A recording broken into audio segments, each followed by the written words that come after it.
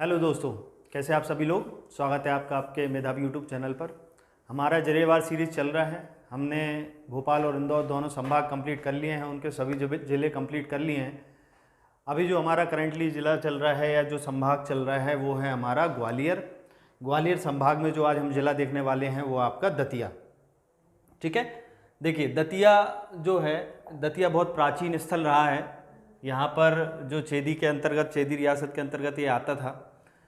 यहाँ पर आप लोगों ने देखा होगा शिशुपाल जो थे सबसे पहले उस क्षेत्र पर राज्य करते थे, जो महाभारत के टाइम पे आपने सुना होगा।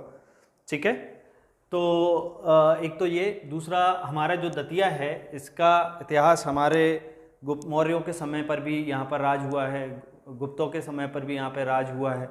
ठीक है, तो इसका दतिया का हमारा प्राचीन महत्व तो है ही है। इसके साथ ही यहाँ पर धार्मिक दृष्टि से दतिया बड़ा प्रसिद्ध रहा है। ठीक है ना, तो धार्मिक दृष्टि से दतिया जो है हमारा बहुत प्रसिद्ध है। तो आज हम दतिया के बारे में जान लेते हैं। सबसे पहले देखिए, आपका दतिया जो है उत्तर प्रदेश से इसकी सीमा स्पर्श करती है। ठीक है, किससे सीमा स्पर्श करती है? उत्तर प्रदेश से। इधर आपका भिंड से सीमा स्पर्श करती है। ठीक है, और इधर आपकी कहाँ से करती है? शिवपुरी से और ग्वालियर से।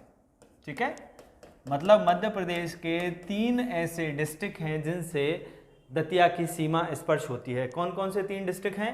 पहला है ग्वालियर, दूसरा है शिवपुरी और तीसरा जो है वो है आपका भिंड। ठीक है ना, इन 3 से की सीमा स्पर्श करती है। इसके बाद दतिया की सीमा उत्तर प्रदेश राज्य को छूती है। जो इसके बाद जो है ना, ये हमारा जो डिस्ट्रिक्ट आ जाता है, ये है स्टेट आ जाता है, ये हमारा उत्तर प्रदेश। तो इसकी सीमा किससे स्पर्श करती है? उत्तर प्रदेश से भी इसकी सीमा स्पर्श करती है। देखिए, हमने पिछली बार देखा था कि ग्वालियर संभाग में 5 जिले हैं। ठीक है, इन 5 जिलों में से हमारा ग्वालियर एकमात्र ऐसा जो है, इसकी सीमा किसी भी दूसरे स्टेट को टच नहीं करती, इसकी बाउंड्रीज। ठीक है, और दतिया की जो है किससे करती है? उत्तर प्रदेश से। आपसे पूछा जा सकता है इनमें से कौन से जिले की सीमा जो है वो दतिया से और या उत्तर प्रदेश से स्पर्श करती है। ठीक है, तो इस चीज़ को आप याद रखिएगा। ठीक है, आगे दतिया जो है हमारा, हमने देखा भी प्राचीन और आर्थिक दृष्टि से, सामाजिक दृष्टि से और धार्मिक दृष्टि से महत्वपूर्ण है। दतिया मध्य प्रदेश की पहली नगर पालिका भी रहा है। क्या रहा है? पहली नगर पालिका आपसे पूछे तो क्या है? दतिया। पहली नगर पालिका जो है हमारी दतिया है। ठीक है, अब दतिया का क्षेत्रफल जो है 2959 वर्ग किलोमीटर स्क्वायर है। साक्षरता आपकी 73% है।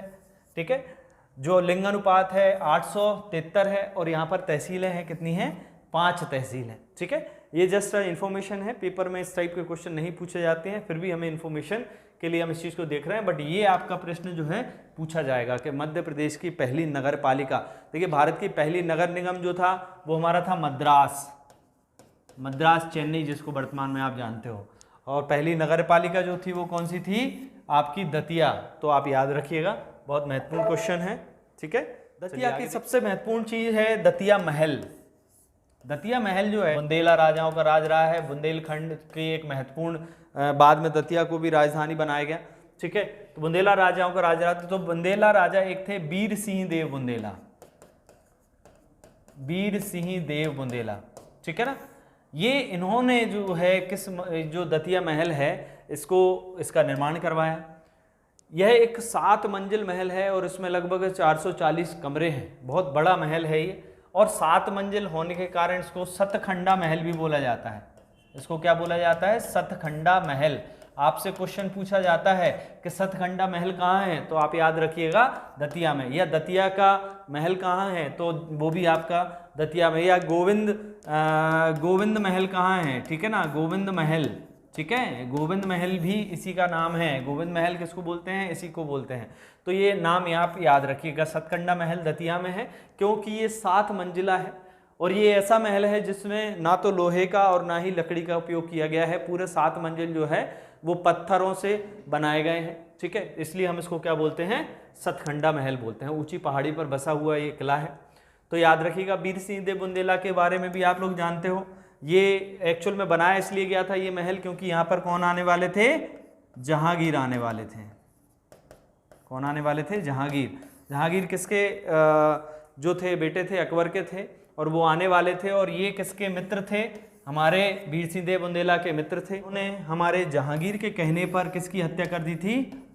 अबुल फजल की हत्या कर दी थी। ठीक है ना, अबुल फजल कौन थे? अबुल फजल जो है अकबर के नवरत्नों में शामिल थे, याद रखिएगा, ठीक है। तो वीर सिंह देव बुंदेला ने जहांगीर या सलीम के कहने पर किसकी हत्या कर दी थी? अबुल फजल की हत्या कर दी थी, ठीक है। उन्हीं के आने पर जो है इस महल का निर्माण किया गया था कि जहांगीर जब दतिया आने वाले थे तो वीर सिंह देव द्वारा इस महल का निर्माण करवाया गया था, लेकिन वो यहाँ पर आए नहीं। और एक और बात जो है कि इस महल में आज तक कोई भी राजा रहा नहीं है, ठीक है। तो ये बात याद रखिएगा, ठीक है। आपसे क्वेश्चन यहाँ से यही बनते हैं कि सतखंडा महल जो है कहाँ है, गोविंदगढ़ महल कहाँ है, आपका वीर सिंह देव महल कहाँ है, तो वो आपके जो है कहाँ पर है? दतिया में, ठीक है। इसके बाद देखिए सोनागिरी। सोनागिरी एक जैनों के लिए पवित्र स्थल है, ठीक है, जैन तीर्थ स्थल है ये सोनागिरी। सफ़ेद संगमरमर से बना हुआ है और ये जैनों से संबंधित है। सीधा सीधा आपको क्वेश्चन आएगा कि सोनागिरी कहाँ पर है, तो सोनागिरी कहाँ पर है? आपकी दतिया में है, ठीक है। इसके बाद माता पीताम्बरा पीठ जो है, माता पीताम्बरा पीठ जो है आपका कहाँ पर है? ये आपका दतिया में है, बहुत ही प्रसिद्ध पीठ है, सिद्ध पीठ है, ठीक है। और ये आपका कहाँ पर है? सभी लोगों को पता है, माँ पीताम्बरा पीठ आपका दतिया में है। सीधा सीधा क्वेश्चन आएगा, माँ पीताम्बरा पीठ कहाँ है? दतिया में है, ठीक है। यहीं पर हमारे उन्नाव बालाजी का सूर्य मंदिर है, ये आप याद रखिएगा। सूर्य मंदिर आपका अजयगढ़ में भी है, सूर्य मंदिर आपका जो है मंदसौर में भी है, और उन्नाव बालाजी वाला सूर्य मंदिर जो है वो आपका कहाँ पर है? दतिया में है, ठीक है। इन चीज़ों को आप याद रखिएगा। चलिए आगे देखते हैं। तो शीतला माता का मंदिर कहाँ पर है? दतिया में है, सीधा सीधा क्वेश्चन पूछा जाएगा। आपका रतनगढ़ माता का मंदिर कहाँ पर है? तो दतिया में है, ठीक है, ओके। देखिए एक महत्वपूर्ण क्वेश्चन जो है आपसे पेपर में पूछा जाएगा कि राजगढ़ संग्रहालय कहाँ है? कौन सा? राजगढ़ संग्रहालय। तो आपसे अगर राजगढ़ संग्रहालय पूछा जाए तो आप राजगढ़ आंसर लगा दोगे? नहीं, लेकिन ये है कहाँ पर? ये आपका दतिया जिले में है, याद रखिएगा। राजगढ़ संग्रहालय कहाँ पर है? आपका दतिया जिले में। यहीं पर आपका कानागढ़ किला है, कानागढ़ का किला कहाँ पर है? आपका दतिया में है। प्रीलिम्स के हिसाब से या व्यापम के वनडे एग्जाम्स के हिसाब से आपसे सीधा सीधा क्वेश्चन पूछा जाएगा, कानागढ़ का किला कहाँ पर है? तो ये आपका दतिया में है, ठीक है। चलिए आगे देखते हैं। एक प्रसिद्ध जलप्रपात है सनकुआ जलप्रपात, ये 12 महीने इस जलप्रपात में पानी रहता है। सनकुआ जलप्रपात जो है ये भी कहाँ पर है? दतिया में है, सीधा पूछा जाएगा। लेकिन एक क्वेश्चन ये भी आ सकता है किस नदी पर है? तो ये सिंध नदी पर है, ठीक है। सनकुआ सिंध, याद रख लीजिएगा। सनकुआ जलप्रपात किस नदी पर है? सिंध नदी पर है। अगला है गुर्जरा अभिलेख। देखिए हमने पहले ही देख लिया था कि यहाँ पर मौर्यों और गुप्तों का क्या रहा था? राज रहा था, ठीक है। तो गुप्त शासक अशोक, आपसे पूछा जाए कि गुर्जरा अभिलेख कहाँ पर है? तो गुर्जरा अभिलेख आपका दतिया में है। पहला क्वेश्चन का आंसर हो गया दतिया। क्वेश्चन पूछा जाता है, मोस्ट इंपोर्टेंट क्वेश्चन है। तो गुर्जरा अभिलेख कहाँ पर है? दतिया में है। किसका अभिलेख है? ये अशोक का अभिलेख है, अशोक का। आपसे एक क्वेश्चन और पूछा जाता है, अशोक का सबसे छोटा अभिलेख कहाँ पर है? ठीक है ना, सबसे छोटा अभिलेख कौन सा है? आपका गुर्जरा अभिलेख है। अशोक का सबसे छोटा अभिलेख कौन सा है? गुर्जरा अभिलेख है। एक चीज और आपसे इसमें क्वेश्चन पूछ सकता है कि इसमें प्रियदर्शी अशोक नाम किसमें मिला? तो आपका गुर्जरा अभिलेख में मिला, ठीक है। तो इन चीजों को आप याद रखिएगा, बहुत महत्वपूर्ण चीजें हैं जो आपको, ठीक है। तो बहुत ज़्यादा क्वेश्चन नहीं पूछे जा सकते और अननेसेसरी फैक्ट बताने का भी मतलब नहीं है, ठीक है। तो जो आपके काम की चीज़ें हैं दतिया से वो पूछ सकते हैं, वो हमने बता दी आपको, ठीक है। आप लोग याद रखिएगा। आपसे एक क्वेश्चन तो ये पूछा जा सकता है कि दतिया की सीमा किस राज्य को स्पर्श होती हैं? तो ये भी आप याद रखिएगा। किन किन जिलों से इसकी सीमा स्पर्श होती हैं? तो इस टाइप के क्वेश्चन आपसे पूछे जा सकते हैं, ठीक है। तो आज के लिए इतना ही काफ़ी है। Thank you very much. अगले जिले के साथ फिर मिलेंगे। धन्यवाद।